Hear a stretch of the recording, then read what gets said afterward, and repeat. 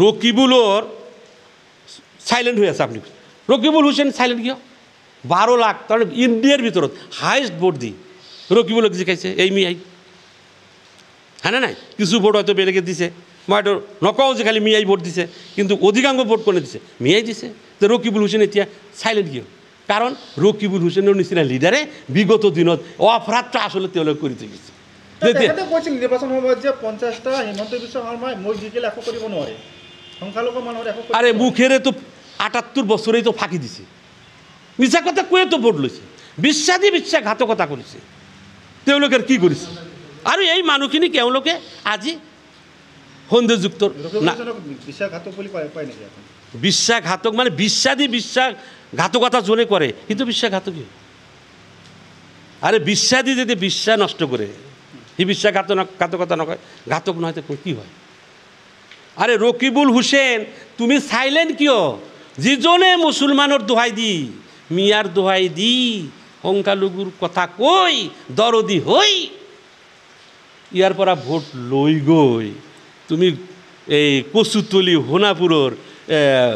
উচ্ছেদৰ পিছত যদি এই ভাষাটো কমেণ্টত আহে যে কি কৈছিল যে মুছলমানৰ পক্ষত কথা কোৱা মাত মাতা দলৰ পৰা নিষেধ আছে তাৰ মানে কি তাৰ ভোট লোৱাৰ সময়ত কি কৈছে তাৰ উল্টাটো কৈছে না নাই তাহলে বিশ্বাসঘাতকতা কৰিছে না নাই ইয়াক মানে ধুমাবই দিব নালাগে ৰকিবুল হুসেনৰ নিচিনা লিডাৰ আৰু ওয়াজেদ আলী চৌধুৰী যেনেকুৱা আছে এওঁলোকে গোটেই জীৱন লিডাৰি কৰিছে কি এই মানুহখিনি সন্ধিৰ আৱৰ্তত পেলাই দিছে কোনে বনাইছে বিলাক আৰে 55 বছৰ কংগ্ৰেসেৰ ৰাজত্ব কৰি চৰ্চাপুৰী মানুহৰ জমিৰ পাট্টা দিয়া নাই তাৰ মানে কি কৰিছে ওলোকে নিজৰটোহে মাৰিছে ন্যস্ত স্বাৰ্থ সিদ্ধি কৰিছে আৰু এই মানুহখিনিক ভোট বেংক হিচাপে ব্যৱহাৰ কৰিছে ভোট বেংক হিচাপে ব্যৱহাৰ কৰি এই সহজ সৰল মানুহৰ বাৰে বাৰে ভোট লৈছে বাৰে বাৰে ভাগি দিছে যাৰ কাৰণে এওঁলোকে সাংবিধানিক অধিকাৰৰ পৰা সম্পূৰ্ণৰূপে বঞ্চিত আছে এতিয়া নাগৰিকত্বৰ সমস্যা গতিকে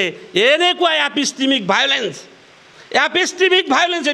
এইটো কয় এপিষ্টেমিক ভায়োলেন্স মই বাৰে বাৰে কথা কৈছোঁ এই এপিষ্টেমিক ভায়োলেন্সক দূৰ কৰিবৰ কাৰণে আমি অসমীয়া জাতিৰ স্বাৰ্থত আমি মাৰ বান্ধি থিয় হ'ব লাগিব আমি গণতান্ত্ৰিকভাৱে আন্দোলন সৃষ্টি কৰিব লাগিব গণতান্ত্ৰিক আমি আন্দোলন সৃষ্টি কৰিব লাগিব আমি একতাবদ্ধ হ'বই লাগিব সংঘবদ্ধ হ'বই লাগিব আৰু বিভিন্ন জাতি জনগোষ্ঠীক যেহেতু অসমীয়া জাতিৰ তেওঁলোকে পাৰ্ট এণ্ড পাৰ্চেল গতিকে তেওঁলোকৰক আমি সহযোগ ল'ব লাগিব অন্যথাই অসমীয়া এই জাতি আজি যিটো সংকট অৱস্থাৰ ফালে গৈছে ইয়াৰ ভাষা সংস্কৃতি যিটো সংকট অৱস্থাৰ ফালে গৈছে এয়া হ'ল ৰাজনৈতিক ষড়যন্ত্ৰত আজি বলি আৰু শৃংখল চলিহাৰ নিচিনা জাতীয় লিডাৰ খিলঞ্জীয়াৰ কথা কৈছে আৰে ভাই এতিয়ালৈকেতো খিলঞ্জীয়াৰ ডেফিনিশ্যনেই নাই খিলঞ্জীয়া শব্দটোৰ সুনিৰ্দিষ্ট এটা সংজ্ঞা নিদিলেও খিলঞ্জীয়া নো ডাউট যিসকল খিলঞ্জীয়া তেওঁলোক খিলঞ্জীয়াই তো খিলঞ্জীয়া তেনেহ'লে কি অসমৰ মিয়া কি খিলঞ্জীয়া এওঁলোকেতো মানে অখণ্ড ভাৰত ভূখণ্ডৰ মানুহ মাটি ফাটিতো ওলোৱা নাই আকাশৰ পৰাতো অহা নাই কিন্তু শৃংখল চলিয়াইতো তেওঁক নিজক সুধি চাওকচোন তেওঁলোক ক'ৰ পৰা আহিছে ক'ৰ পৰা আহিছে এই ভাৰতবৰ্ষৰ মাটিত কোন মানুহ ক'ৰ পৰা আহিছে কোনে নাজানে হিমন্ত বিশ্ব শৰ্মা ডাঙৰীয়া অসমৰ মাননীয় মুখ্যমন্ত্ৰী গোটেই জানে ইতিহাস অধ্যয়ন কৰাসকলে সকলোৱে জানে কোনোবাই থাইলেণ্ড কোনোবাই চীনৰ ইউহান কোনোবাই ইউৰেছিয়া কোনোবাই মধ্যপ্ৰাচ্য কোনোবাই পাৰস্য আদি কৰি কোনোবাই মংগল আহিয়েইতো আজি আহোম স্বৰ্গদেৱসকলে 1228 খ্ৰীষ্টাব্দত ইয়াত আহি বিভিন্ন জাতি জনগোষ্ঠীক সমিল মিলনেৰে আজি অসমীয়া জাতি গঠনৰ প্ৰক্ৰিয়া ষ্টাৰ্ট কৰিছিল আৰু সেই জাতি আজি থানবান হৈ যোৱাৰ পথত আগবাঢ়িছে গতিকে মই ক'ব বিচাৰিছোঁ গোটেই অসমীয়া জাতিপ্ৰেমী ভাষাপ্ৰেমী সকলোৱে মাৰ বান্ধি থিয় হৈ লাগে আৰু এই